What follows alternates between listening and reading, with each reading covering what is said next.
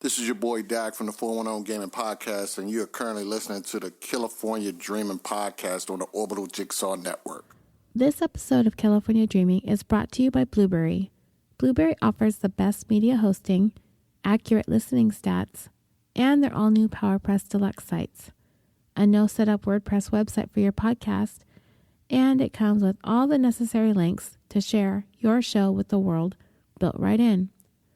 Head over to www.orbitaljigsaw.com/dream to sign up for media hosting, a PowerPress Deluxe site, get that podcast you've been dreaming about started, and get your first month for free.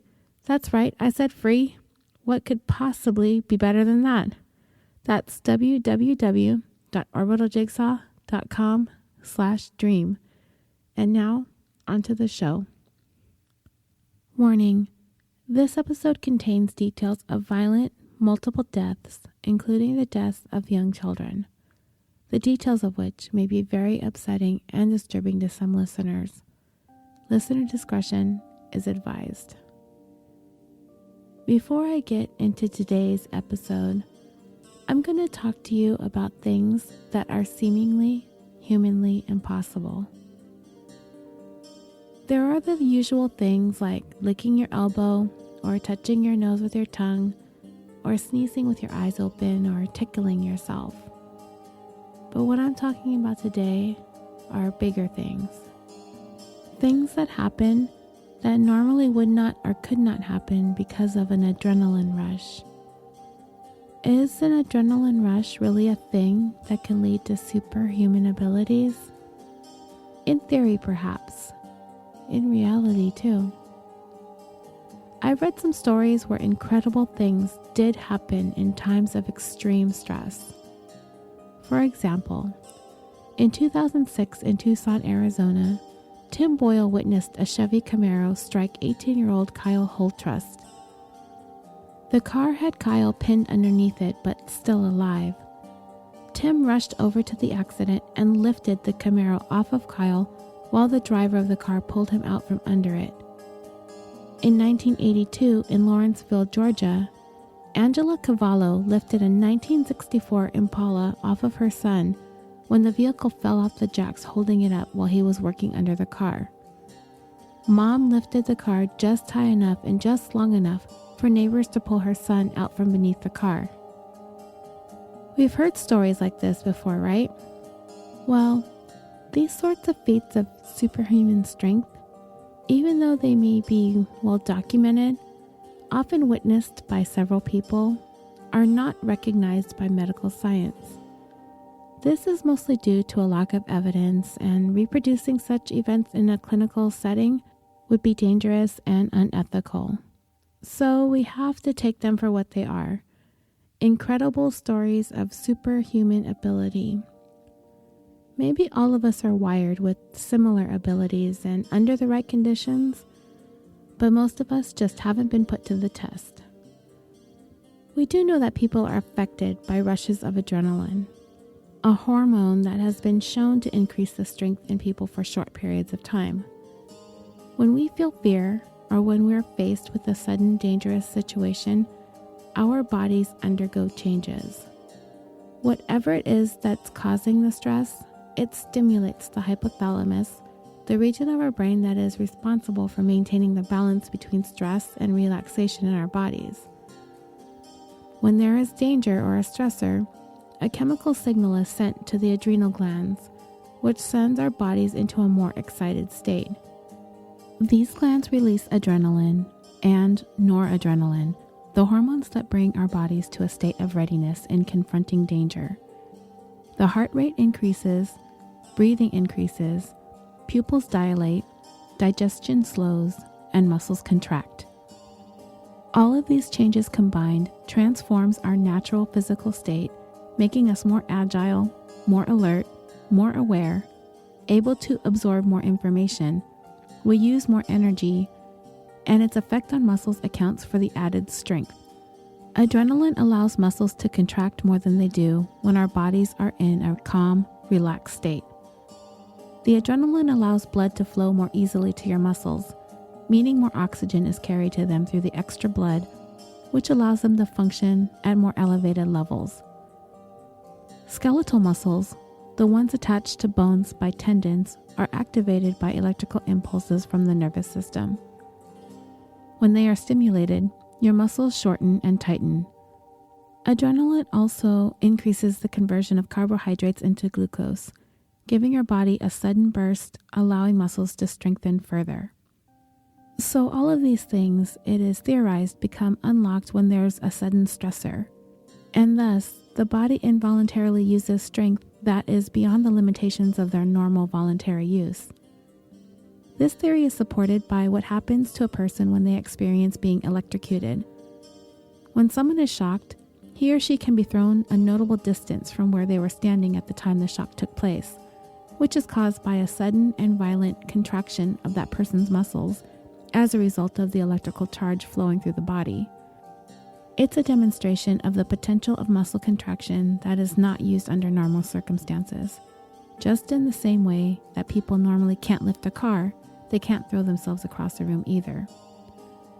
Today, I'm going to talk to you about a case that kind of bothers me. You know, if you've listened to my stories, that I like seeing a story to its end. I usually venture away from mysteries or vanishings or unsolved cases because I like an ending. It's not always a happy ending, but there's almost always a good measure of justice in the end, and maybe even some lessons learned. I love ending a story in that way. I like seeing the guilty punished for the terrible things they do, which, if I'm going to be fully transparent, is a part of the reason why I shy away from Innocence Project types of stories too. I never ever want to see an innocent person punished for a crime they did not commit. The injustice is immeasurable when it comes to something like that. But when I see a conviction get overturned, I feel so much overwhelming sadness for the families of both the wrongly convicted and the victim. It's like having to relive it all over again. Then I feel angry and frustrated at the investigation, law enforcement, prosecutors, everyone who had a hand in putting everyone through the entire ordeal, only to see it all thrown out because someone forgot to dot their I's and cross their T's. So I shy away from those too, only as a personal preference. I am, however, trying to open my mind, trying to expand my horizons, and this, my dear listeners, is why I am venturing into the case I'm presenting for you here today. When I first heard this story, I believed in the guilt of the defendant, 100%. I find that the logical answers, the simple answers, are usually the correct ones. I am a believer in circumstantial evidence, most definitely. Those of you, like myself, who have been called in for jury duty, know that they tell you circumstantial evidence is just as powerful as forensic evidence. I mean, if it looks like a duck and walks like a duck, am I right? And on top of that, despite the fact that none has to be proven, I do like a good motive. I need to know why. Why do people do the things that they do? Sometimes, when you're watching or reading about a criminal case, and there seems to be kind of a flimsy motive, there's not enough reason for this person to have done what they're accused of doing. We've also heard the phrase, some people have killed for less. Unthinkable as it may be, people have killed for literally nothing, for seemingly no reason. But today's case really challenges all of the things we look for when we find someone guilty of committing the ultimate crime. I believed in the guilt of the convicted, but there are some aspects of this case that have me questioning it now, and I'm hoping to be able to sort through it with you today, here in today's episode of California Dreaming, the tale of the impossible weekend. By all accounts, all who knew the man, Vincent Brothers, would describe him as a kind, popular, and successful member of the community of Bakersfield, California, a city about 130 miles north of Los Angeles. He was born May 31st, 1962 in Bellport, Long Island. He was one of 10 children, but there was something about Brothers that set him apart from the rest of his siblings, even from a very early age. Where he grew up, it would have been easy to get into trouble, but it became somewhat of a personal challenge to Brothers to find ways to keep himself out of trouble. That became his biggest thing. He was a very popular kid. People gravitated towards him. He just had that kind of magnetic personality and charisma. When it came to Brothers, of him and all of his siblings, it would be he his mother worried about the least. She knew he was something special. He had an inherent gift of knowledge and the ability to learn. He was that guy in class that never had to study because he just got it, and he took everything he did in school very seriously. He breezed through college, earning his bachelor's at Norfolk University. He also served in the Marine Reserves. He headed west in the mid-'80s, finding himself at California State University, Bakersfield, where he earned his master's in education. He did have 2 brief marriages in that time, but he quickly rose through the ranks as a school administrator. He would eventually become the vice principal of John C. Fremont Elementary School in Bakersfield, and that is where he met Joan, a school supervisor. In her youth, Joan was a gifted athlete, a standout basketball player, and a very well-known, well-liked member of the community, just like Brothers. And just like him as well, her passion was working with children, helping them, and giving back to the community. So together, Joan and Brothers were a team, a power couple of sorts, working together for the local children. And they went above and beyond, a fact that the community easily recognized. The couple had been featured a number of times on the local Bakersfield news channels. They had featured stories on how Brothers himself would walk kids home from school and make sure that they arrived home safely. He was known as a very caring vice principal. He wanted his kids to be safe. He wanted to see them grow up to succeed. Both Joan and Brothers had bicycles at the school also, and would escort kids on bikes home too. The community had been so moved, so touched by the kindness and selflessness of the couple, that they rallied together and purchased brand new bikes for the vice principal and his wife, the school supervisor. And the local news was there, on the spot, to report it all. Vincent and Joan, real-life neighborhood heroes. Brothers was most definitely a pillar in the community of Bakersfield. But, like many relationships, Brothers' relationship with Joan was not without its fair share of difficulties. Joan had given birth to their first child, Marcus, in 1998, a birth, incidentally, Vincent was not present for. The couple got married in 2000, but they ended up separating a month later. And then later that same year, Joan gave birth to their second child, Lindsay, and again, Vincent was not present at her birth either. The marriage was annulled in 2001, with Brothers citing irreconcilable differences and Joan citing fraud, because at the time she and Brothers got married, she allegedly had no idea of the fact that Brothers had been married twice previously. And there was something else about Brothers that Joan could not tolerate: her husband's unexplained disappearances. He would up and leave for days at a time, and he would tell no one where he was going. And when he would return, Joan would not be allowed to question him about his whereabouts, or who he was with, or what he was doing. It's probably not that much of a stretch to assume that Mr. Brothers had been engaging in repeated and ongoing extramarital affairs. For some, his disappearing for several days at a time might seem kind of weird, but considering his behavior and infidelity, it kind of makes sense. Just like many relationships like theirs, it seemed the couple could not let go of one another that easily.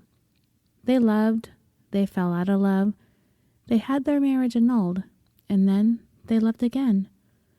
Joan very much wanted the father of her children to be in their lives.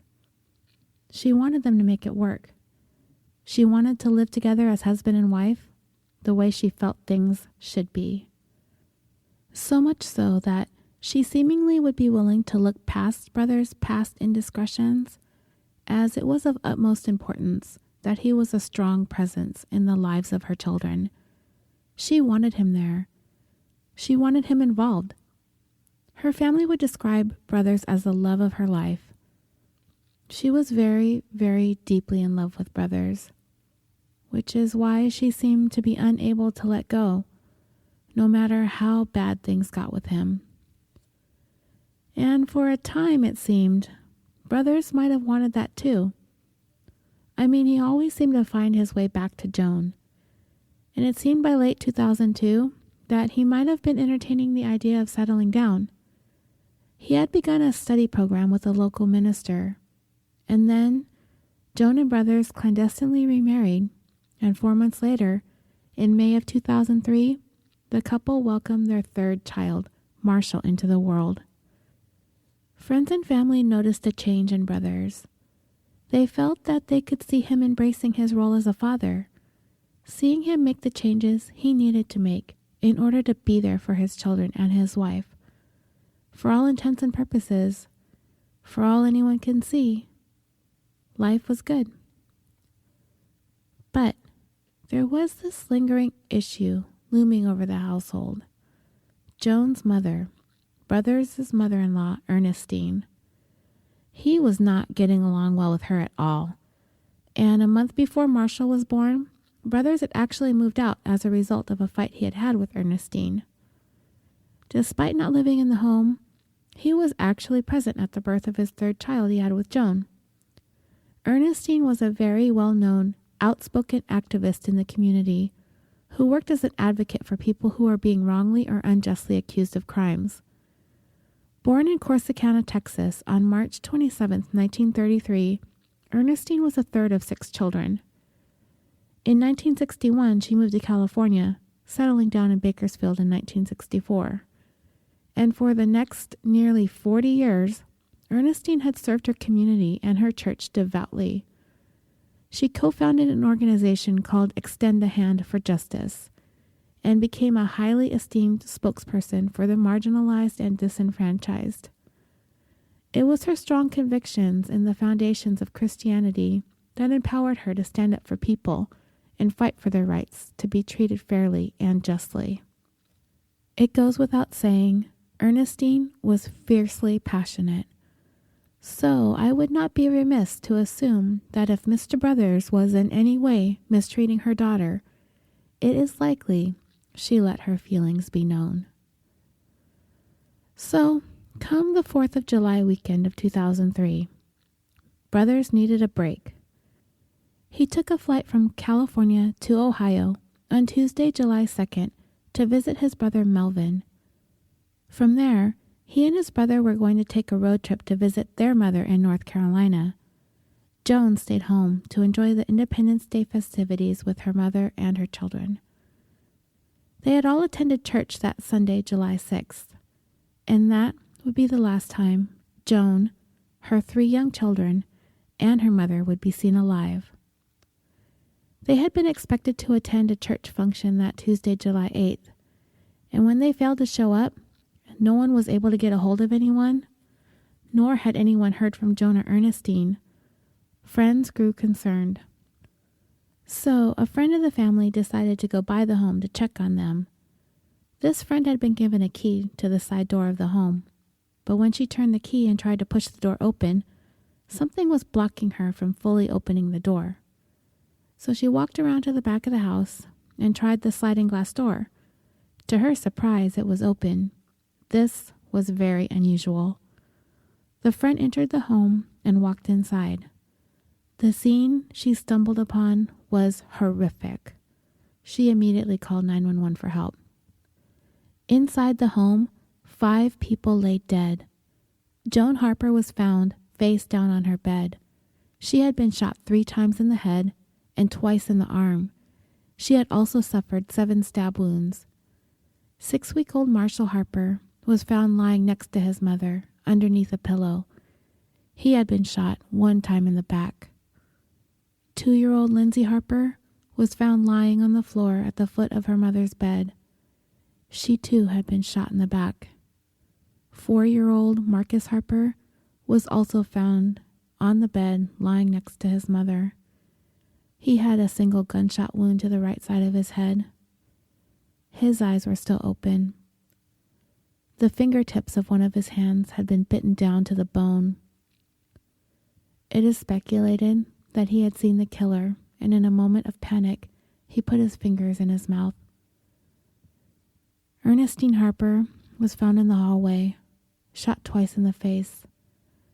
A pistol she owned, that she had apparently grabbed in an attempt to confront the killer, was found lying next to her body.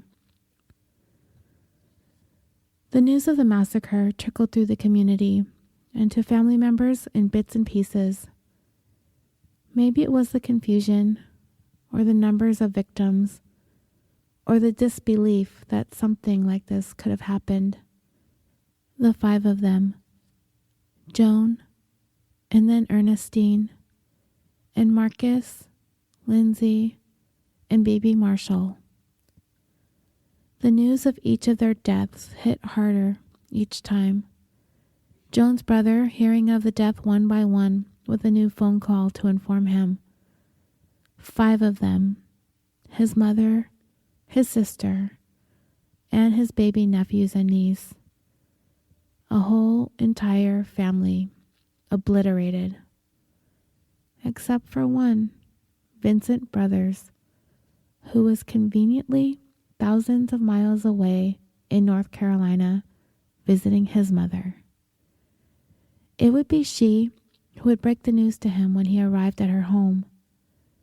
According to his mother, he was extremely upset, screaming and hollering, grief-stricken when she told him. North Carolina police wanted to talk to Brothers right away, hoping to find some leads in the case as quickly as possible. The detectives there that interviewed him initially said that he was crying and inconsolable, to the point that he needed a trash can as he was so sick to his stomach over the news of the deaths of his entire family. Brothers, being the husband, became an automatic suspect, and at the request of the Bakersfield police, North Carolina police even arrested him for a time. However, within a few hours, Bakersfield police announced to the media that the North Carolina authorities were going to release him, so he would be free to return home. He was a person of interest, and the community was shaken, and releasing him wasn't going over well with many close to the area. However, in a press conference, the police captain explained that Brothers had ties to the community, he had property, and he came in voluntarily, and they didn't consider him a flight risk. And besides, he wasn't quite a full-blown suspect yet, just a person of interest. When Brothers got back to Bakersfield, he found himself in kind of a twilight zone. His entire family was dead, and he was a very well-known member of the community. But now, he was even more well-known for all of these terrible reasons. And the town of Bakersfield was very, very nervous. And understandably, a cold-blooded killer could very well be in their midst, and they did not know who it was. Who could have done something like this? And why, of all people, this family? Why the whole family? Why the little children? Why a 6-week-old baby? That's a special kind of evil. And now that I'm thinking about it, I cannot think of a case where I've seen a baby that young having been shot to death. Anyways, the Bakersfield police expanded their patrols in Joan's neighborhood, as there was definitely an elevated sense of concern. At the same time, people were coming to the family home in droves for days, coming to pay their respects and to lay flowers, notes, and small mementos of remembrance for the slain family as a makeshift shrine formed out front. There had not been a tragedy such as this in Bakersfield in recent memory. It had a tremendous impact on the community. Suspicion had fallen on Brothers almost immediately, as it is not uncommon for the investigation to start with the spouse of the victim. The thing is, how could it be him? Anxiety had peaked, but once the dust began to settle and the victims were laid to rest, things were beginning to get back to some kind of normal, at least as normal as things could be.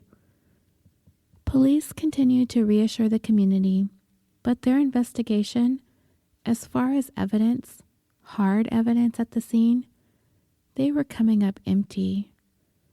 There was no murder weapon, and with all of the chaos at the scene of the crime, all the death, those 5 people, nothing of evidentiary value could be found in the forensic investigation of the home. But investigators could not shake Vincent Brothers from their thoughts. It always makes sense to start from the people that are closest to the victim and then work your way out. But Vincent Brothers? If there ever was a person who could have been described as the most unlikely a suspect, Brothers would be it. A respected member of the community, the elementary school vice principal, and if you were to ask anyone who knew him, a kind, gentle, loving family man who cared deeply for his wife and children. Him, a killer of his own family, his whole family, his little babies. It's not possible, right? It's not possible for this man to have held a gun to the head of his 4-year-old, to the back of his 2-year-old, and to the back of his 6-week-old. 6 weeks old. 42 days. Impossible. I wish. But whichever way we look at this, somebody did it. Joan's brother had spoken to Brothers after the funeral, and he insisted to him that he had nothing to do with the killings, that he was out of town and he simply did not do it. That actually kind of bothers me. I don't know what the vibe was like at the funeral, or if there were whisperings going around or rumors that Brothers had something to do with the murders. But it seems like an awkward place for the husband and father of the slain to be professing his innocence at the actual funeral. I don't know. Maybe I'm being judgy, but it just feels weird. And if I were there, I think it would make me feel more like he had something to do with it than if he had just said nothing at all and just mourned with everyone else. Regardless, it didn't seem like anyone in Joan's family sensed that there was anything within Brothers that they ever saw or experienced that led them to feel he could have done something like this. No one in her family ever recalled Joan or Ernestine describe any kind of violence or bad temper or outburst from Brothers. But I don't know if Joan would be the kind of person who would tell her family about instances of domestic violence. It may have been something she was hiding from her family. I'll talk more about Brothers' history of domestic violence a little bit later. Then the theory started being floated that perhaps Joan and the children were not the intended targets, that perhaps Joan's mother Ernestine was the one who was the intended victim. Remember I had talked earlier about her work as a community activist, defending the rights of those who had been wrongly or unjustly accused of crimes? That would mean she could have possibly been working alongside some unsavory types of people, including people suspected of violent crimes such as murder. It was not uncommon for Ernestine to offer rides to those she helped, or invite them into her home. She may have just been too kind to the wrong person. She did work with gangs, and she did work with some dangerous people. She could be an easy target for a break-in, being a bit elderly. Even though she was dedicated to helping people, criminals are often the opportunistic types. So could she have been a seemingly easy target for someone she had once opened her heart and her home to? These were leads that needed to be considered. And it seems early on investigators did take Ernestine's line of work into consideration. But there really wasn't any evidence that indicated anyone involved with Ernestine or her work had anything to do with these murders. They spent about a year looking into a variety of angles. Ernestine's contacts led to nothing but dead ends. If you ask me, police probably had their sights set on a single suspect, but I do think they needed to spend some time looking at all possible angles, eliminating other possibilities before making their final determination, which of course is the right thing to do. It's something police can often be accused of, the rush to judgment. If investigators zero in too soon on a suspect, if they fail to look at all possible leads and suspects, they could miss critical evidence when focused solely on one person of interest. So, after a year of eliminating all other suspects, investigators arrested and charged Vincent Brothers with 5 counts of felony murder. The husband, the father of Joan's 3 young children, this growing family, a well-known, well-respected member of the community, a fine family man liked by everyone. In one inexplicable act of unthinkable violence, it was all gone. And all of the people to be charged, Brothers himself. The news of his arrest shocked absolutely everyone, and understandably so. It could not have been. Not those young children. It had to have been some kind of monster that did this. And yet, their father was being made to answer for their deaths. It would have seemed impossible to have added any more layers of tragedy upon this story. How could it be? Anyone close to this case were left scratching their heads. Not Vincent Brothers. Not this man that everybody knew. But, as the prosecutors would contend, nobody really knows the real Vincent Brothers, the man behind the facade. Over the course of the year between the murders and Brothers' arrest, investigators had been carefully, albeit quietly, combing through his background and his past. What soon came to light was a man with a history of rampant infidelity and domestic abuse. Investigators tracked down and spoke to old girlfriends of Brothers, one of them named Shawn Kern. She would also go on to become the mother of his eldest child, born in 1988. Some years before he met Joan, Brothers met Shawn, and they were both attending Cal State University, Bakersfield. They dated and fell in love, and in short order moved in and had a child together. However, that same year that their daughter was born, records indicated that Shawn had filed assault charges against Brothers after he attacked her when she decided to confront him about his unexplained disappearances. The same types of comings and goings I had described in regards to his behavior during his relationship with Joan. Those same disappearances I surmised were a cover for affairs he was having. Shawn had had enough. She decided to confront him about his whereabouts. The argument escalated, and she took one of her house slippers and threw it at him, striking him as she yelled that he can't treat her like this. When that slipper hit him, his temper pretty much exploded, and he jumped on her and started beating her, as she described it, like he didn't even know her. Every time she tried to get up, he would hit her again and knock her down. Shawn began to see that Brothers was the kind of person that could flip without warning. And she could see that he was a completely different person than what he appeared to outwardly be. Even his face contorted into something unrecognizable, and it truly scared her to death, to the point that she needed to press charges. Brothers would spend several days in jail as a result of that assault on Shawn.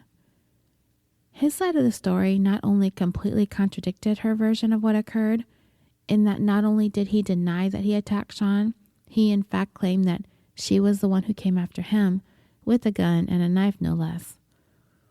Those claims were investigated, and she was eventually cleared of all those charges Brothers made against her.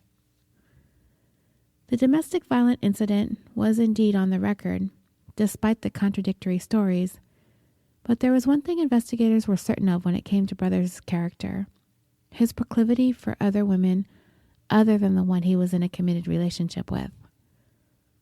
When asked if Brothers was a cheater, Sean answered with a resounding yes, and she would confirm that those disappearances of his were definitely cover-ups for affairs. Joan's brother confirmed that Brothers did indeed engage in numerous and ongoing extramarital affairs while with his sister. A womanizer, yes, but it is certainly a gigantic leap to accusing Brothers of the murders of his wife, his mother-in-law, and his 3 young children. Besides, he had a rock-solid alibi, didn't he? He had flown to Ohio that weekend. He was thousands of miles away when the murders took place, wasn't he? Unless he wasn't in Ohio. Is it possible that somehow, some way, Vincent Brothers was able to be in both places that long 4th of July weekend? You be the judge as I break down his timeline.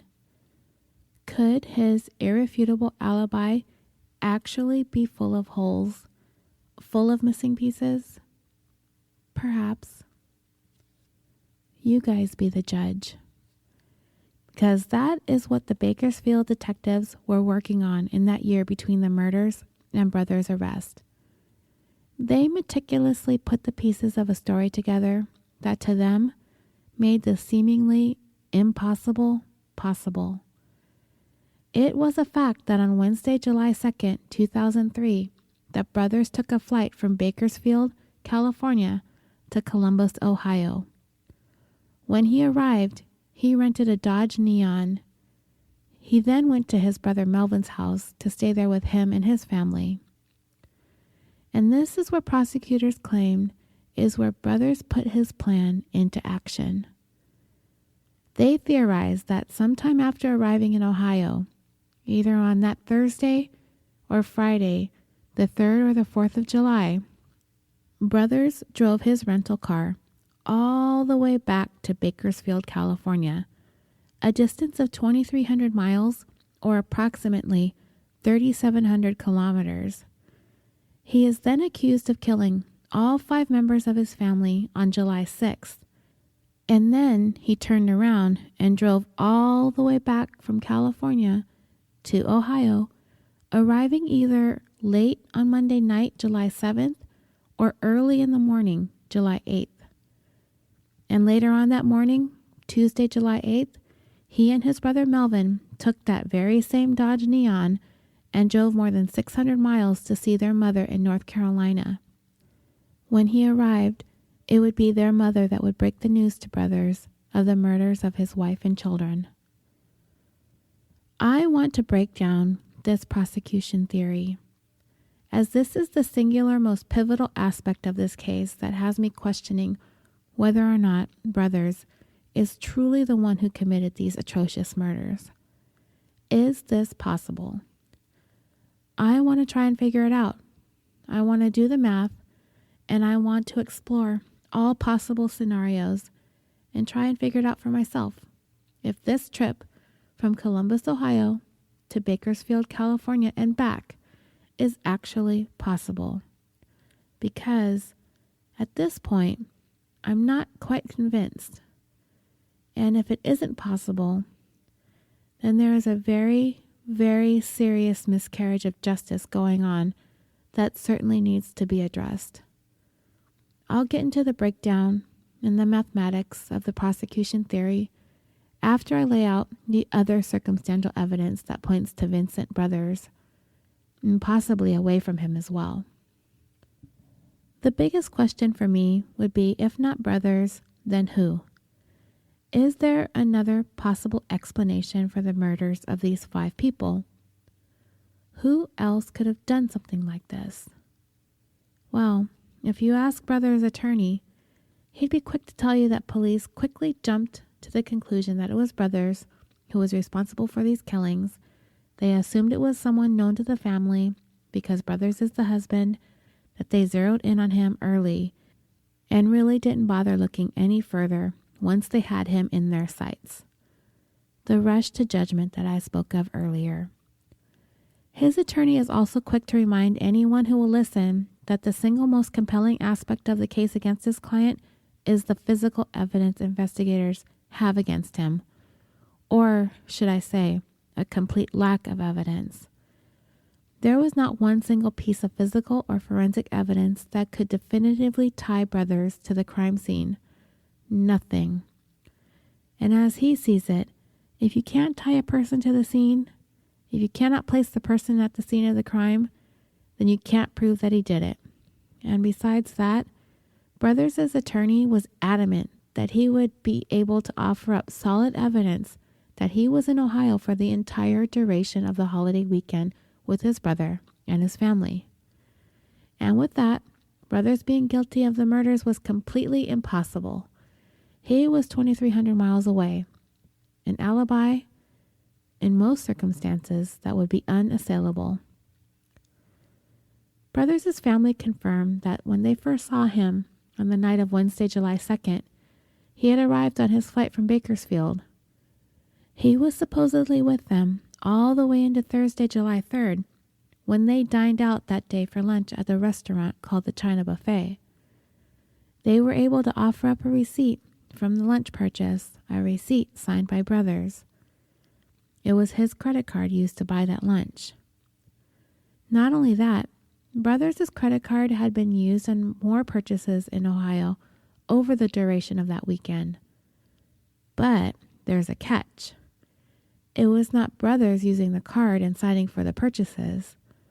He had given his credit card to his brother Melvin to use over the course of the weekend. Could that be another way for Brothers to further establish his alibi? That he was in Ohio, charging away stuff on his credit card, 2,300 miles away from the carnage in Bakersfield? Not so fast, according to Brothers' attorney. He was there. He was in town to spend time with his family. And it's not unusual for a sibling to help another sibling out by allowing them to use their credit card. I guess, according to Brothers' attorney, it happens all the time. According to Melvin, he and his family would insist Brothers was with them for the entire weekend. But it would actually come to light through the investigation that Melvin and his family did not physically see Brothers again until late Monday night. So, the guy disappeared for at least 3, perhaps 4 days. Not so fast, says his attorney. He didn't really disappear. He had another brother named Troy, who Brothers was with all of Saturday, presumably in Ohio, at least in the Midwest. He apparently left early and came home late, missing seeing his brother Melvin and his family in his comings and goings with Troy, who, incidentally, had come into town from New York to visit with Brothers also.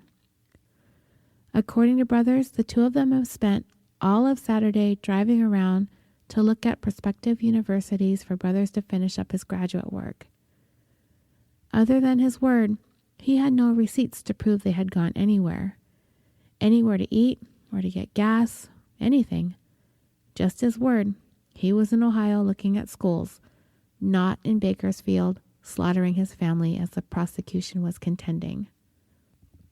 There was something that Brothers was able to recall, something that placed him in Ohio, an incident that occurred while he was driving around in Columbus that Sunday, something that, if the story could be corroborated, would undoubtedly place Brothers in Ohio as he had been insisting he had been. According to Brothers' attorney, that Sunday, July 6th, witnesses had seen Brothers and they had seen his car in the neighborhood. That Sunday, there was a car accident. A boy was riding his bike and accidentally hit a car that was stopped at the intersection the boy was crossing. This accident happened in Columbus, Ohio. Nobody was injured. There didn't appear to be any visible damage to the car, and so no police report was ever filed about the incident. Vincent Brothers claims that it was he who was the driver of that car that the young boy accidentally ran into. Brothers' defense team worked tirelessly to find anyone who had witnessed this accident. After scouring Columbus in the area surrounding where the incident had allegedly taken place, they found some eyewitnesses to the accident. The witnesses indicated that the man who was behind the wheel of the car that was stopped at that intersection resembled Vincent Brothers. Not only that, the description of the car they gave to the defense investigator closely matched the description of the rental car Brothers had while he was visiting Columbus.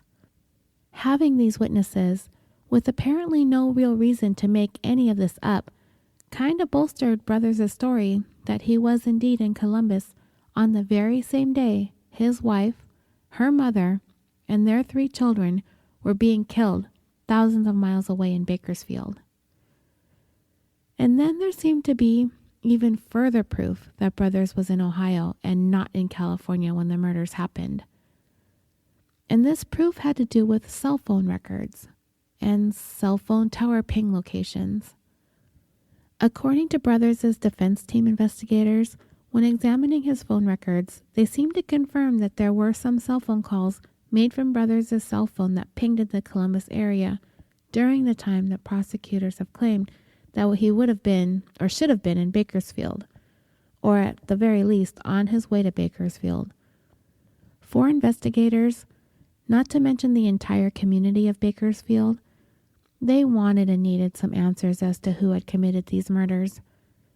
But everyone was having a hard time wrapping their heads around the idea that the answers lie with Vincent Brothers. He seemed to have an unassailable alibi, that he had been thousands of miles away, more than 2/3 of the way across the United States from the scene of the murders. And what's more, a very much admired and trusted member of the community for more than a decade, the elementary school vice principal, the man who himself escorted children home on his bike to ensure their safe arrival home. How could it be? It was something the community could not fathom, and the matter clearly divided residents of the area as to whether or not it was he who had done this. There were many people, especially those who had worked alongside Brothers, his colleagues in the education system, that strongly believed that he was absolutely incapable of committing such a crime. And I understand. I would struggle with accepting that too. 4 years after the murders, the state of California and the Kern County prosecutors were prepared to have Vincent Brothers answer to the charges that he killed his wife, his mother-in-law, and his 3 kids. That he, a beloved member of the community and the school district, a charismatic, popular educator, drove across the country, obliterated his family, and drove all the way back. And what would the state claim Brothers' motive be? Even after all the years of digging and investigating, a clear motive could not be ascertained. A motive for this could be speculated, but it could be anybody's guess. A motive doesn't necessarily have to be proven in court, but I'm sure it wouldn't hurt if prosecutors could nail something down that was convincing. There's got to be a reason. The idea that Brothers wanted to rid himself of the constraints and financial burdens of his wife and their 3 children was floated. But if you were to ask the mother of his eldest child, she would tell you that Vincent Brothers does not need a motive because there's just something inherently wrong with the man. Something inside of him is damaged. His personality, his tendencies to fly off the handle for seemingly trivial reasons. She described him as having 2 completely different sides to him.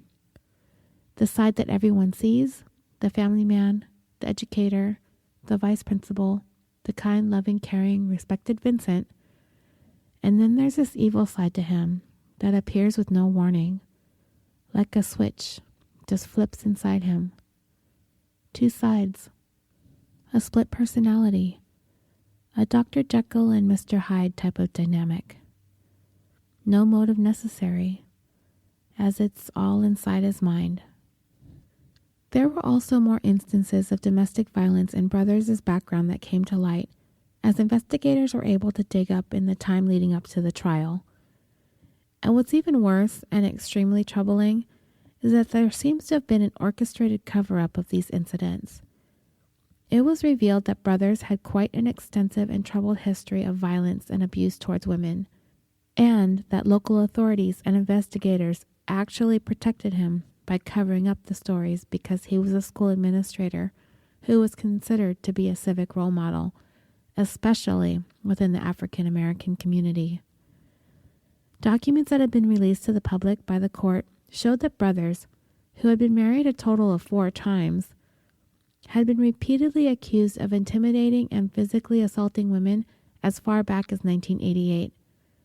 As a matter of fact, it was discovered that Brothers actually did serve some jail time. He served 6 days for spousal abuse back in June of '88. He had been convicted of misdemeanor spousal abuse, sentenced to those 6 days, and subsequently placed on probation.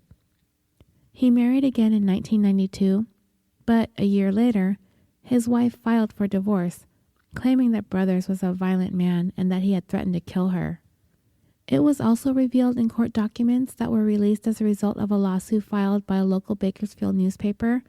In 1996, a victim of Brothers indicated that police actually discouraged her from filing charges against him because he was a, quote, role model in the community, unquote. According to the woman's account, the investigating officer asked her if she was sure she wanted to do this. The incident had been kept under wraps by the Bakersfield City School District in order to shield him and his reputation from these unsavory abuse charges. According to district records, while Brothers was working as the vice principal at Emerson Middle School, a female school employee stated that when she visited Brothers at his home, he attacked her, dragged her into his bedroom, hit her several times, and proceeded to take photographs of her. She had attempted to call the police, but he grabbed the phone away from her. She managed to get away and ran out of the house and drove off. Also, according to this report, the same woman indicated on another occasion Brothers had caressed her while she was working at the front desk of the school's office. The documents also indicated that she subsequently took a leave of absence as a result from the harassment from Brothers, which had also included threatening phone calls. She stated in the report that Brothers' behavior created a stressful and oppressive work environment. The school district records also revealed that they did indeed launch an investigation into Brothers' behavior, namely the harassment charges that had been reported against him. A memo included in the report stated that Brothers had been strongly advised that his actions could jeopardize his future career in education if any of the allegations against him were accurate. The memo also stated that Mr. Brothers denied all allegations. Nowhere in the school records did it reflect that Brothers had ever been disciplined for any of his actions. As a matter of fact, the district had attempted to claim that it would not be able to release the documents to the public because Brothers had never actually been officially disciplined. But the Bakersfield Californian filed a lawsuit in order to get those documents, which were subsequently ordered to be released by the court. Thus, all of Brothers' dirty laundry was out in the open for all to see. When questioned as to why the school district failed to take any disciplinary action against Brothers as a result of these harassment allegations, a district spokesperson stated that those were questions that could not be responded to, that these incidents were personal matters and therefore confidential. Incidentally, the 1996 victim chose to not pursue legal actions against Brothers after an officer investigating the case seemed to be taking his side, according to the victim's statement. In speaking to the investigator, she stated that she became convinced that she would come out a loser if she attempted to go up against a man who everyone considered to be a respected community leader. The Bakersfield Police Department stated that it is against department policy to try to persuade victims to not file domestic abuse charges. Yeah, I get it that it's against policy, but that doesn't necessarily mean that everyone adheres to the policy. After the incident had been reported, Brothers was transferred to another school. His next 2 marriages would be both to Joan. The first one annulled after a month, and the second one occurred in January of 2003. But within 3 months, the marriage was already on the rocks, and Brothers had moved out into an apartment. According to police records, Joan's friends had reported that she told them that she was afraid of Brothers, and that he might try to do something to get rid of her. Now back to the case against Brothers. It was the contention of the prosecutor that Brothers was lying through his teeth when he claims to have been in Ohio for the entire weekend when his family was murdered. They conceded that Brothers had indeed arrived at the airport in Columbus on Wednesday, July 2nd, as there was airport video surveillance proving so. But here's the thing. Brothers rented a car when he arrived, and that weekend, that car racked up an enormous amount of miles on the odometer. Enough mileage, as a matter of fact, for a trip from Columbus, Ohio to Bakersfield, California, and back again. The total mileage driven from July 2nd to July 11th was a whopping 5,424 miles, or approximately 8,730 kilometers. That is an outrageous number of miles, am I right? This is the part of the case against Vincent Brothers that has me wondering if it's even possible to make a drive like that. I went through the possibilities over and over and over again in my head and on paper. So what the prosecution is claiming is that at some point on Thursday, July 3rd or Friday, July 4th, Brothers left Columbus for Bakersfield. Then, on Sunday, July 6th, the last time Joan and her mother were seen was that morning at church services. It is surmised that Brothers killed his family during the late morning of the 6th, then immediately drove back to Ohio, arriving sometime very late at night either on Monday the 7th or very early in the morning on Tuesday the 8th. I mulled this over for days, people. I tried to figure it out every which way, as I had decided that I needed to take a closer look at this case. This was the aspect that I was hung up on. I had talked about the adrenaline rush at the opening of this show. That's where my mind has always gone when thinking about this epic drive. To me, this guy must have been on some heightened state mentally and emotionally to have been able to physically accomplish this drive. That could have very well been a part of it, and I was pretty convinced that it had to be in order for this to have been physically possible.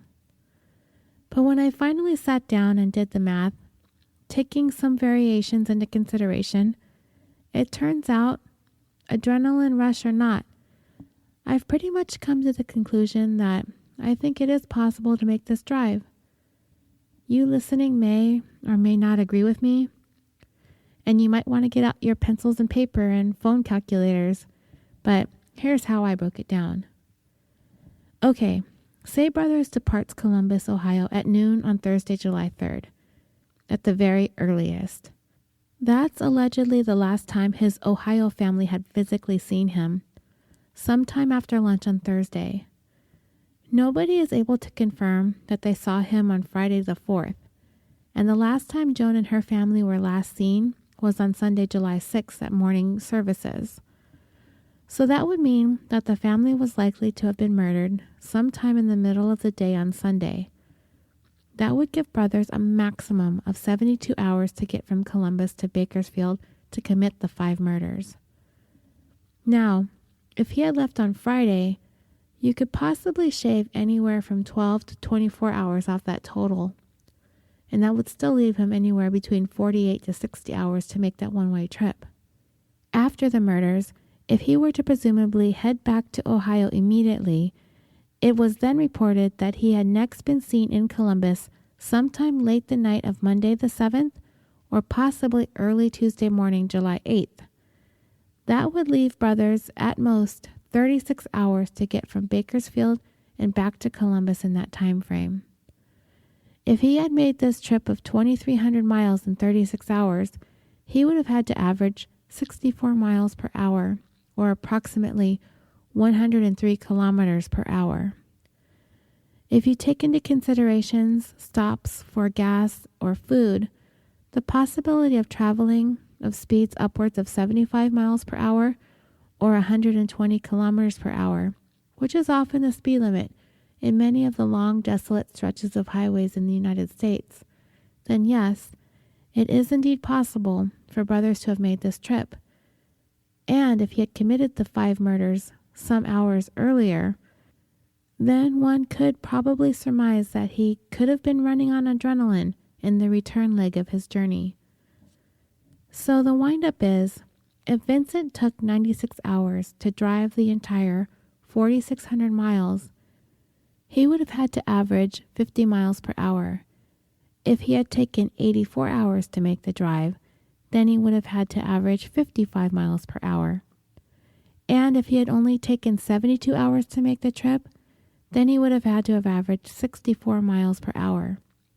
Not necessarily the 100 miles per hour or more that the defense was insisting would have been impossible for a Dodge Neon to have been able to sustain for so many miles. What do you guys think? You try the math and you tell me. I've pretty much convinced myself that the drive is possible. But are you convinced? If you aren't, I understand. I wasn't sure when I started this episode. But at this point, I've pretty much come to the conclusion that it could have happened this way. And besides, that rental car came back with 5,424 miles driven. I mean, that alone is an incredible amount of miles to put on any car. If you're averaging 60 miles per hour, that's more than 90 hours of driving. How did Brothers explain 5,424 miles or 8,730 kilometers on the odometer? He didn't really. He said he and his brother just, quote, drove around, unquote. It seems like the logical answer, it would be yes, he drove around. Drove around to Bakersfield and back, am I right? That makes sense. Then the prosecution got a little bit creative, using some real-life CSI stuff. Forensic investigators actually examined the bugs, at least the fragments of bugs, that were found to be caught in the grill of the rental car Brothers purportedly drove across the country and back. In examining the grill, bug experts found a variety of dead insects that could tell a story of a long journey across the country, and for Brothers, a pretty damning story to say the least. The idea was to see if a forensic entomologist could determine where the bugs found in the grill would be located in the United States, and whether or not, based on the bug findings, if the car had been driven through the western part of the country. They wanted to know if there were any bugs that would only be found in certain areas, proving the car had been driven to California.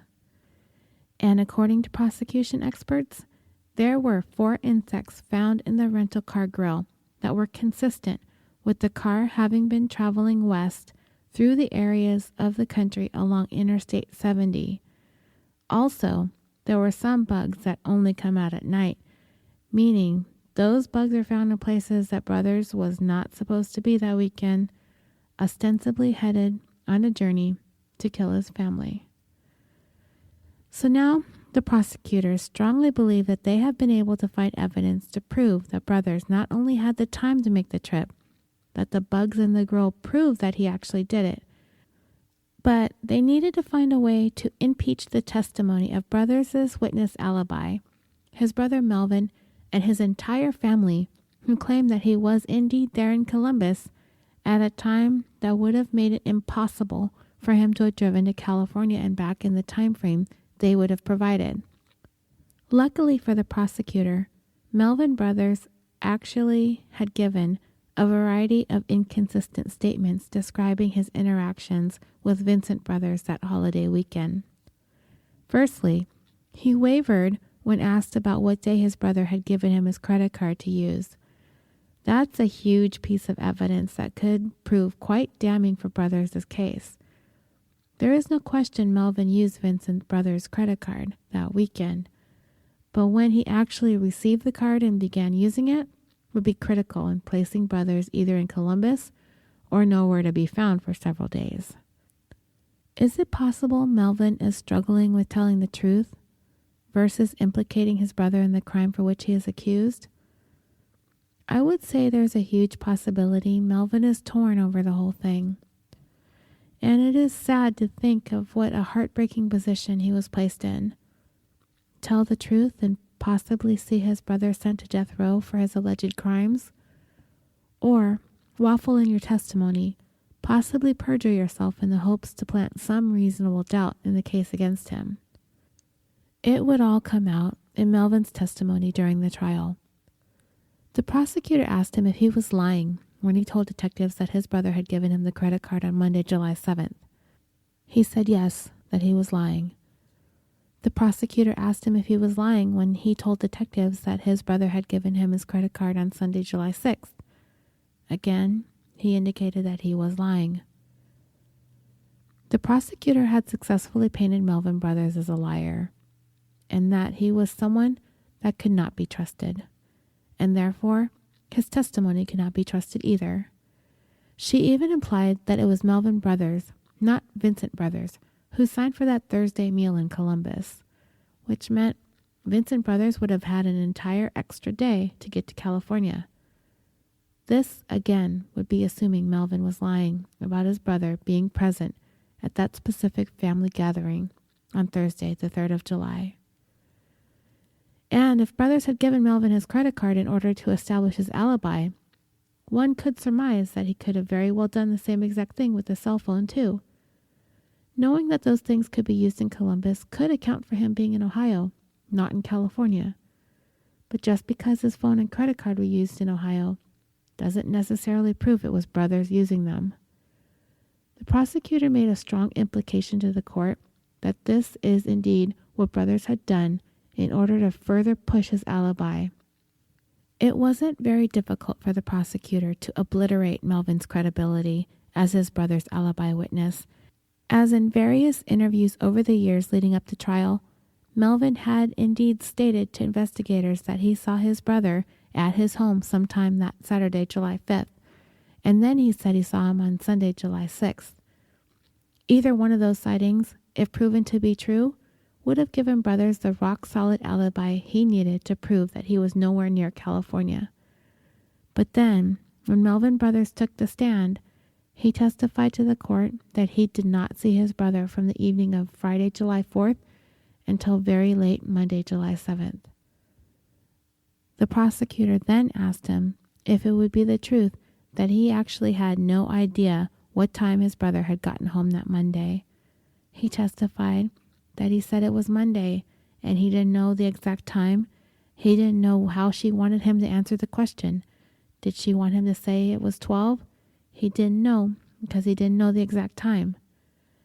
His story had kept changing, and unfortunately for Vincent Brothers, his final testimony, if true, gave him the bare minimum amount of time he would have needed to get to California, kill his family, and get back to Ohio. Any hopes that Melvin had to help provide his brother an alibi for that weekend were crushed under the pressure of the prosecutor's scathing questioning. With all that being said, the prosecutor put forth a strong case that Vincent was not in Columbus, Ohio, from possibly July 3rd all the way to almost July 8th, a window of perhaps 4, maybe 5 days. But where was the proof that Brothers was in California murdering his family? There really wasn't any. There were no witnesses who saw Brothers in Bakersfield. There was no physical evidence left behind at the crime scene or in the rental car that indicated anything violent had occurred. There was no blood, no DNA, Nothing that tied Brothers to the scene of a violent murder. Nothing at all. Another thing the prosecutor had difficulty offering up was any kind of motive. Why in the world would Brothers want these 5 people, including his 3 very young children, dead? There were no life insurance policies. There didn't seem to be any third-party involvement or a possibility of a love triangle. The prosecutor did float the idea that Mr. Vincent Brothers did want to rid himself of the financial burden that comes with having 3 little children. It seems like a poor excuse for the murder of 5, but the fact that people have killed for less doesn't escape me. You can't know what goes on in the mind of someone who's capable of committing a crime such as this. The defense wasn't about to let the prosecution roll all over Brothers with their theories and conjecture. They certainly weren't going to go down without a fight, including testimony from their own experts, who would refute much of the case the prosecution had laid out. His attorney would insist to anyone who would listen that drive, the 4,600-mile round trip from Columbus to Bakersfield and back, is an actual physical impossibility, that the human body is not capable of making such an extensive drive, and that it was in no way humanly possible for Brothers to have committed the murders. Now, this is where my thinking about his guilt versus innocence got derailed early on. I tended to agree. How could he have done it? Alone? All that distance? Impossible, it seems. But, as I went over in the opening of the show, the human body is capable of things beyond its normal capacity under certain stressful conditions. And I kind of think this could be one of those situations. You take a man, relatively healthy, in good physical shape, sharp in mind and body, who was hell-bent on ridding himself of his family. Could he have just been on a mission? He drove this seemingly impossible distance on sheer will and adrenaline. I think it's possible. And from my breakdown of time, distance, and speed, I think it could have been done, even with time for periods of rest. The defense brought to the stand a doctor who was an expert on fast driving.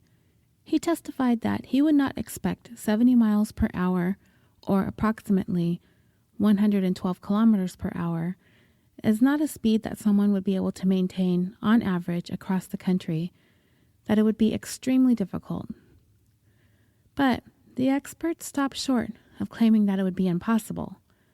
Difficult, yes, but not quite impossible. The defense also asked the court to take into consideration the car itself, a Dodge Neon. It's not exactly the kind of car that can average speeds upwards of 80 or 90 or 100 miles per hour, that the car simply isn't engineered to make that kind of a drive across the country in that short amount of time. Again, one must stop short of taking that testimony as an absolute impossibility either. Whether or not the defense's contention the drive was completely impossible was resonating with the jury or not would be up to them to decide. But this was pretty much the linchpin of the entire defense case, that this drive was absolutely impossible to make. Okay, so let's back up a minute.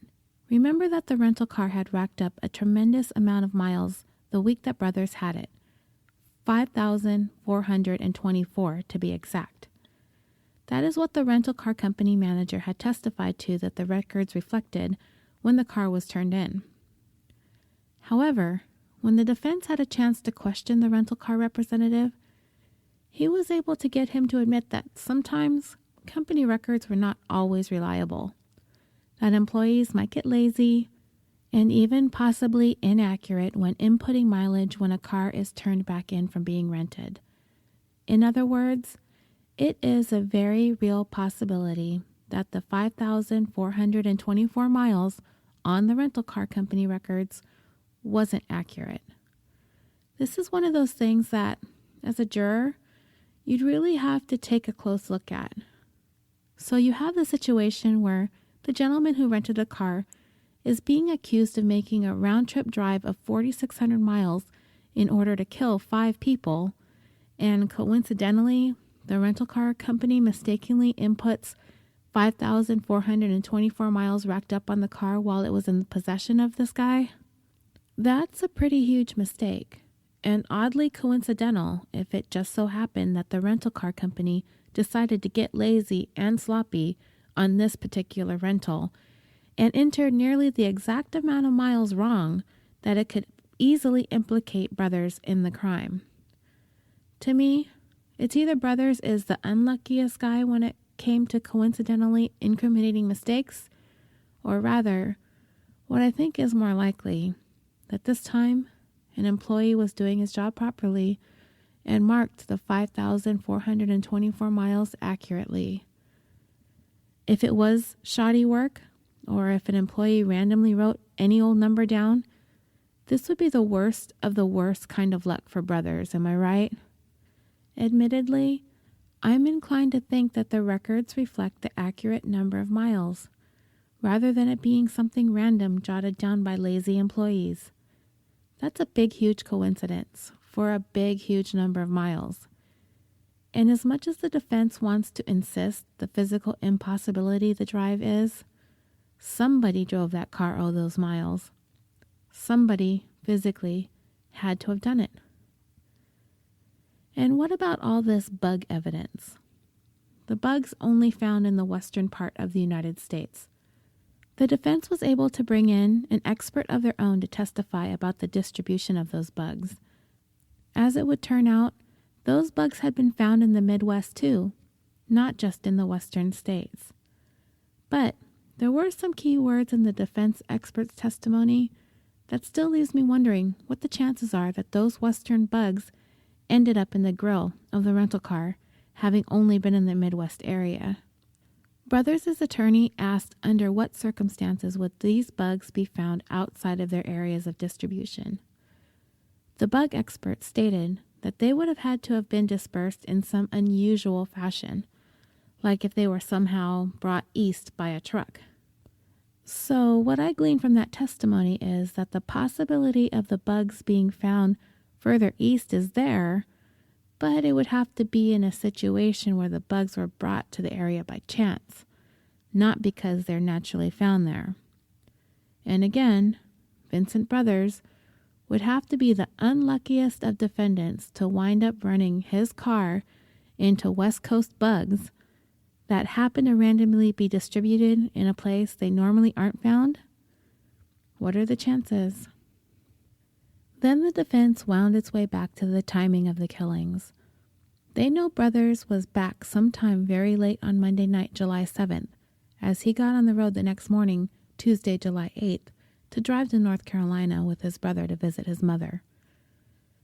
In order for Brothers to have had been the one to commit the murders, the killings would have had to have happened sometime early on Sunday, possibly late in the morning at the very latest. But the defense brought to the stand a pathologist who testified that the murders happened much later than Sunday, that they possibly even happened as late as Monday morning. If that were true, then it could not have been Vincent Brothers that committed the crimes. However, it is my understanding that the last time anyone ever heard from Joan or her mom was early in the day on Sunday. Friends were unable to get a hold of them, and by early Tuesday morning, they had grown so concerned, one of them decided to go over to their home and check on them. And that's when they were discovered. Again, the jurors would have to decide what makes the most sense. Would friends be panicked enough to go over to check on the family after a day of being out of touch? Or is it likely after 2 days? And I don't know how accurate the pathologist's findings were. Was the weather a consideration? It is very hot in July in Bakersfield, and I mean really hot. It's desert out there. Could there have been a miscalculation in the time of death if it was hot in the house? Or maybe if it was cold and the AC had kicked on? Anything is possible. And what I've come to find in terms of trial witnesses, you can pretty much find experts to contradict everything in favor of both the prosecution and the defense. Next, the defense wound its way back to Melvin Brothers. Remember how he had offered up a couple of different stories about seeing his brother in Ohio at various times that weekend that, if they were true, would have made it impossible for Brothers to have been in California committing 5 murders, right? The prosecutor had meticulously picked apart Melvin's testimony, getting him to admit in open court that he had lied about seeing Brothers on that Saturday and on that Sunday.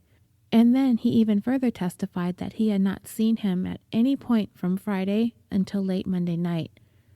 The defense would argue that Melvin's shifting and changing stories were a direct result of harsh police interrogations, perhaps overly harsh interrogation tactics in order to get him to change his story to match their theories. During the interrogation video, which was played for the court, the police asked Melvin if they should bring a case on him or use him as a witness because this is how this was going to work. Melvin asked the police, "Is this how you treat witnesses?" And the police told him, "Oh no, right now, you know what you are? You know what you are right now? You are a suspect." Melvin replied, "I'm a suspect then." The police asked him if he wanted to play hardball. He answered that he wasn't playing hardball. The detective told him that he didn't want to go down with his brother because there isn't anything more serious than this, meaning the murder of 5. On the stand, Brothers' defense attorney asked Melvin if he had changed his testimony from having seen his brother on Friday to Thursday. Melvin said that he did. The defense attorney asked if police had threatened his family, and he said that they had. He was asked how his family was threatened, and he stated that police told him that they were going to lock up his wife, they were going to lock him up, and they were going to put his kids in a home. They said that nice house that he was living in, he wouldn't be living in that anymore. And that nice vehicle he drives, that would be gone too. He was asked if he broke down, if he cried, and he testified that he had. According to Brothers' attorney, the police scared the hell out of him, and so he changed his story and backed off.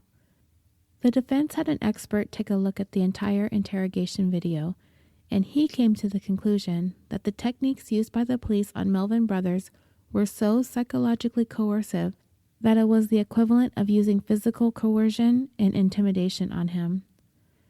Now, I am not a fan of certain types of interrogation techniques, and I don't know how, if at all, Melvin Brothers was coerced into changing his testimony, but it is clear to me that he did admit on the stand to lying, and his credibility as a witness had already been damaged by the prosecution's questioning of him.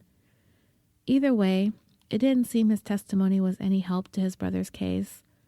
As a matter of fact, if you ask me, it's likely to have done more harm than good. Next, the defense went to that minor accident with the bike that Vincent had claimed he had been in on that Sunday, that very same day his wife and children were being murdered.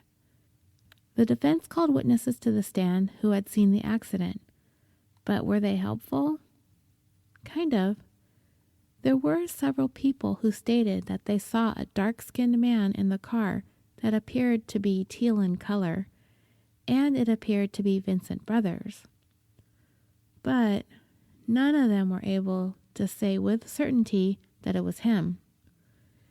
They kind of thought it was, but they could not swear to it. So when the prosecution, seemingly out of nowhere, came up with a witness named Tamba Leby, who told a version of the story of that minor accident, that it was he who was behind the wheel of that car, that it was him that was hit by that boy with his bike, not Brothers. He testified that when he was stopped, he began to advance forward in his car when he saw a boy with his bike suddenly come from the side and hit his car. This all came as a complete surprise to the defense team because Mr. Leby had apparently spoken to defense investigators sometime before the trial began and had given a completely different story. According to Brothers' attorney, Mr. Leby said he had nothing to do with the accident, that he hadn't been there on that corner, and that he doesn't drive a car like that he didn't even own a car like that he had sold it off. Mr. Leby did not match the physical description of the defendant or the description given by the witnesses who saw the accident. Now, I have an opinion about this. Witnesses to the accident testified that they saw a dark-skinned man driving the car that was involved in the accident. When looking at Mr. Vincent Brothers, and I'll post pictures of him on social media after this episode goes live, he is actually relatively light-skinned in my opinion. And as for Mr. Lebby, he is very, very dark-skinned, many shades darker than Vincent Brothers. So when witnesses say a dark-skinned man, it would be my opinion that it was more likely to be Mr. Lebby than Mr. Brothers. This seems like another witness that was extremely damaging to the defense's case. The defense had one very critical card up its sleeve. A witness who would claim that he was with Brothers during the time the prosecution claims he would have had to have been on his way to kill his family. A witness who would say that he was with Brothers all day Saturday, his brother Troy. During the investigation, Troy had told Brothers' attorney that he was with him all day on that Saturday, staking out universities for Brothers to do some postgraduate work. He had flown in from New York to visit, and according to him, they were together for much of that weekend, thousands of miles away from the scene of the murders. And when it was time for Troy to be called to the stand, guess what? He was nowhere to be found. He was a no-show. He'd actually been in the courtroom at some point, and everyone saw him there. He was going to be called to the stand after the lunch break that day of the trial. But when the court reconvened from lunch, he never came back. People were scratching their heads. Why had this most critical of defense witnesses disappeared?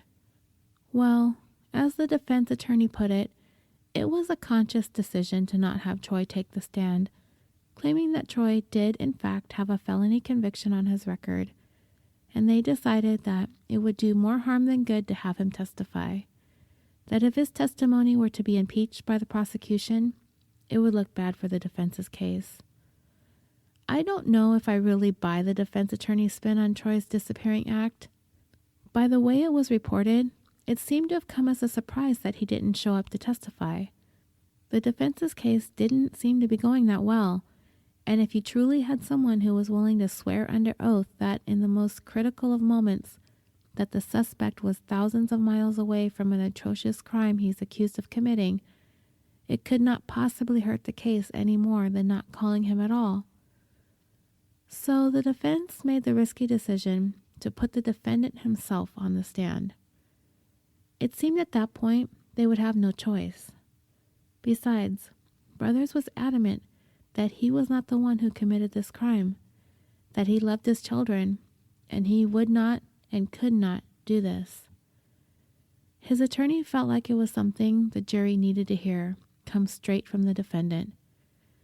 It would be his chance to tell the jury how he truly felt about his family. Would they see him as the evil man the prosecution would make him out to be?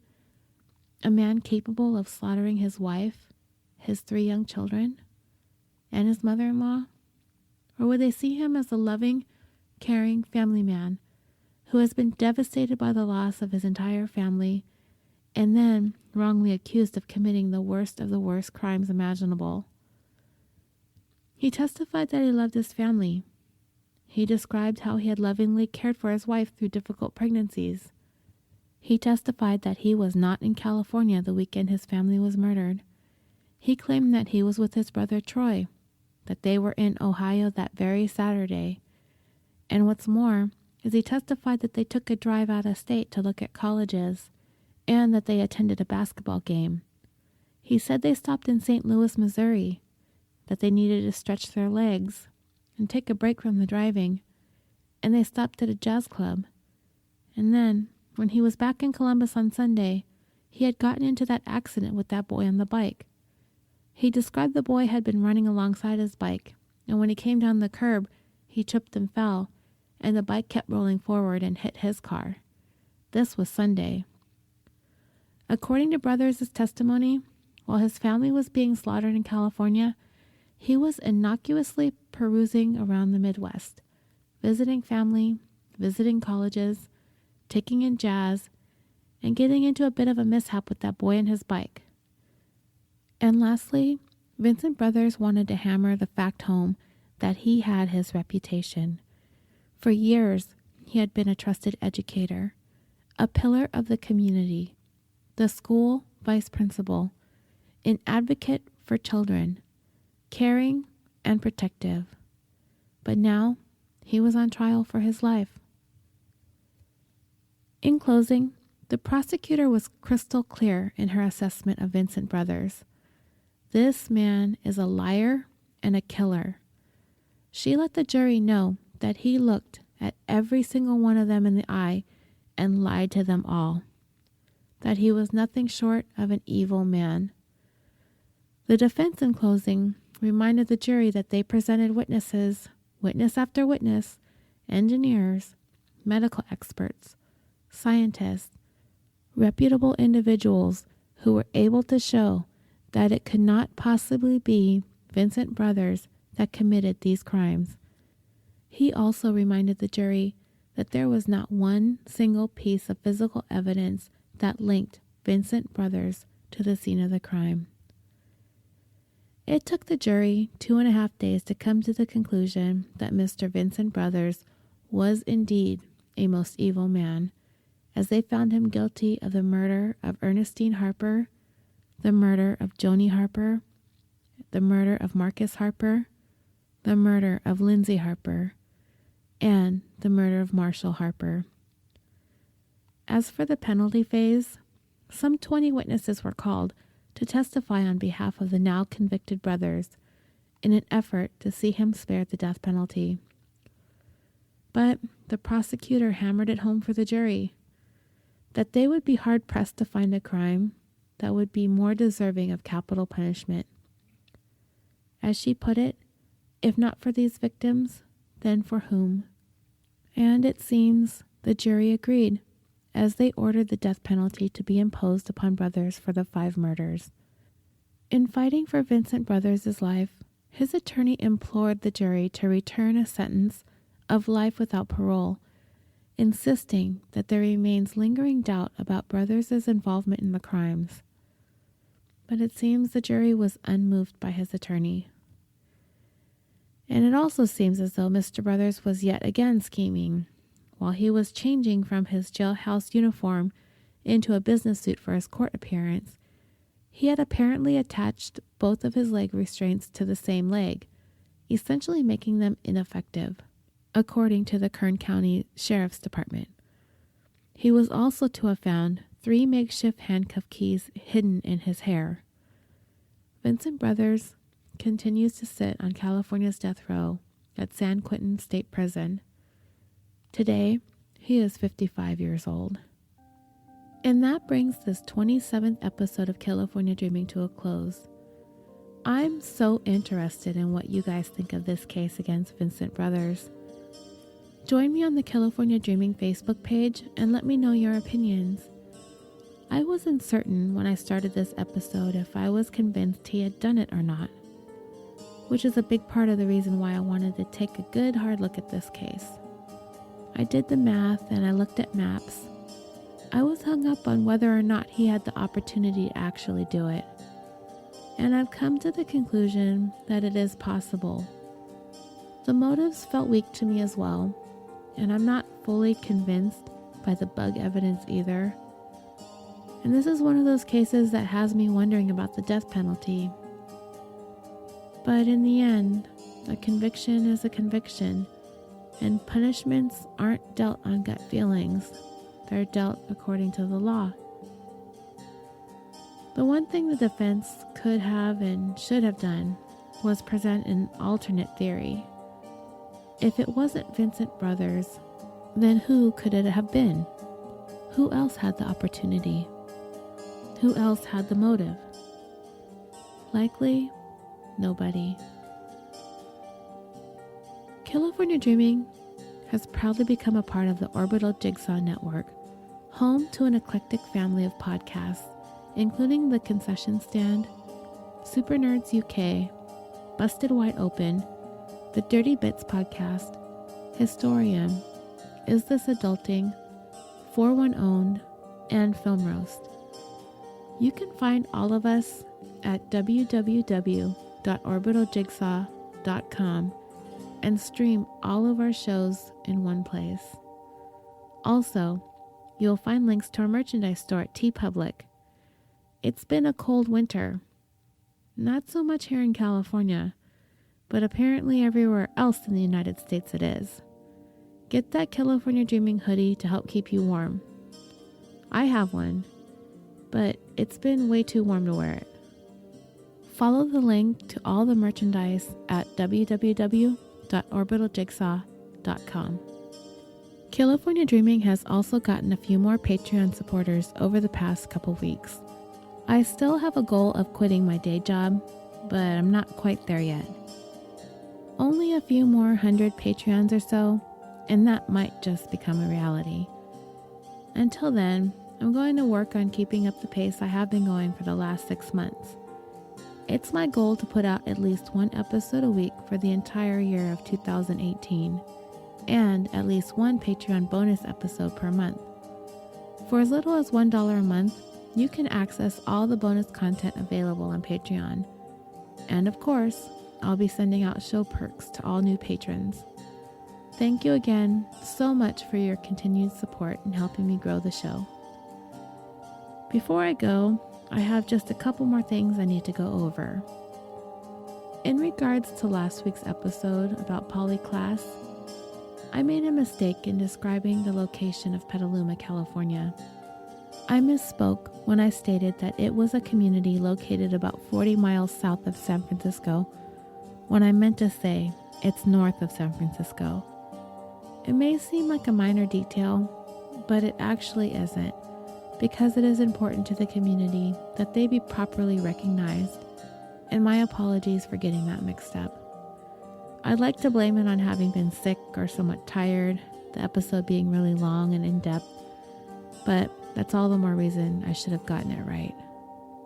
And lastly, I have a few Twitter shoutouts, but before I get to the commenters, I wanted to take a moment to tell you about a new podcast that dropped this past weekend called Murderous Minors, Killer Kids, a weekly true crime podcast that brings you stories about kids that kill. No investigations or opinions, just researched factual stories of murderous children throughout the years. New episodes drop Mondays, and I don't think you'll be disappointed. The host is a fantastic storyteller who has been a longtime friend and supporter of California Dreaming, and I'm so excited for her to have launched this podcast, Murderous Minors. Check out her show if you have a chance. Also, thank you to all who commented, gifted, and retweeted or liked my shoutout posts on Twitter.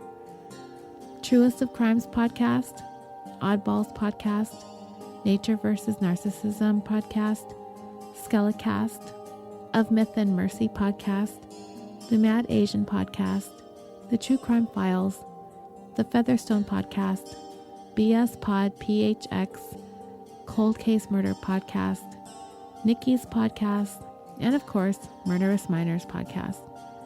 Thank you all for all the love on Twitter. And thank you again for joining me for this episode of California Dreaming. I hope you all had a really wonderful new year. And until next time, sweet dreams.